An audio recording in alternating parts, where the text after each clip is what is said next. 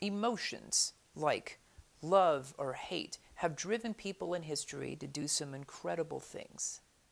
Tonight's story focuses on one man who was hated so much by the family he had married into that even after he had died and was buried in the family crypt, the dead members inside would repeatedly shove him and his coffin out. How can emotions be strong enough to move physical objects? No one seems to know for certain, but I have a theory. So if you're ready, sit back, get comfortable, because tonight we examine the motivation for the mysterious movement of the creeping coffin of Kingskerswell.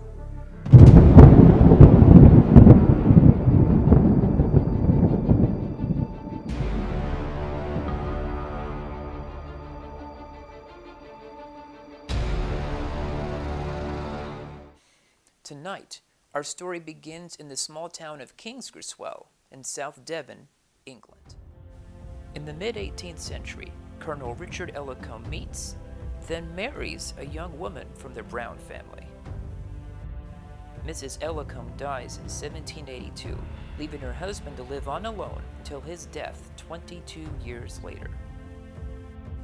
Known as a disagreeable old man, the colonel was loathed by the Brown family, as well as most of the people of the small town of Kingskerswell.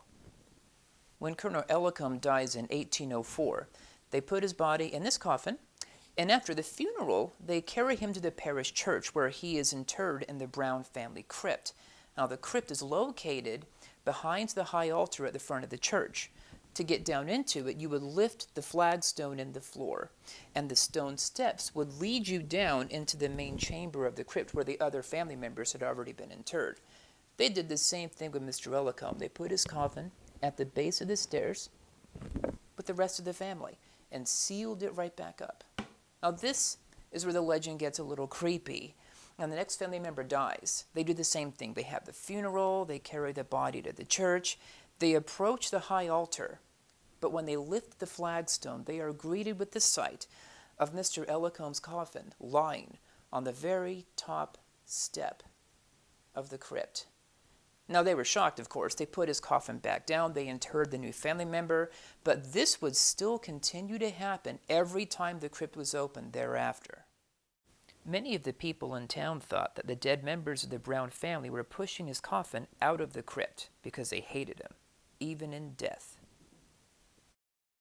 Others thought that his coffin was the only one that was airtight and would float in the seasonal floods that would regularly fill the crypt with water.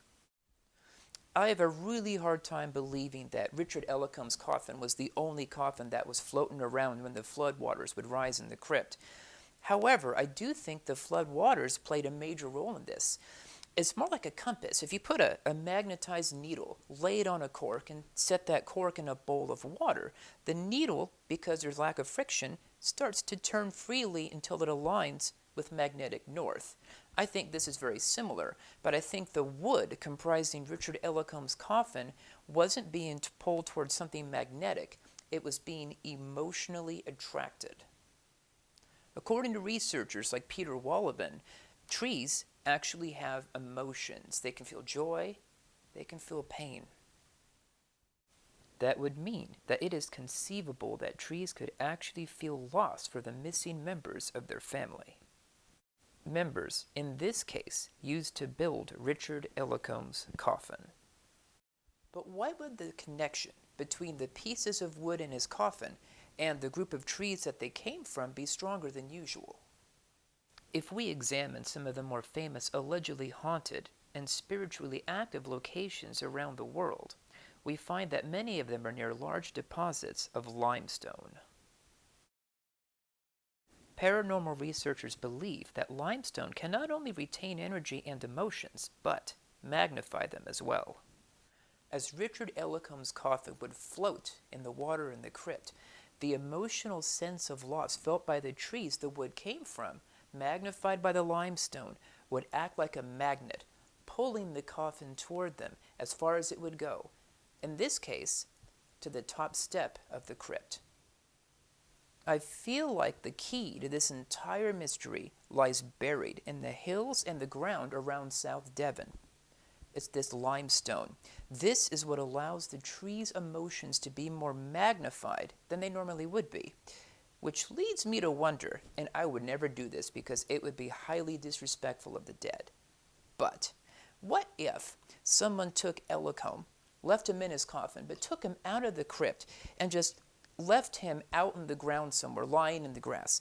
How many seasons would it take for the water to rise? Let the wood in the coffin be drawn toward the trees again.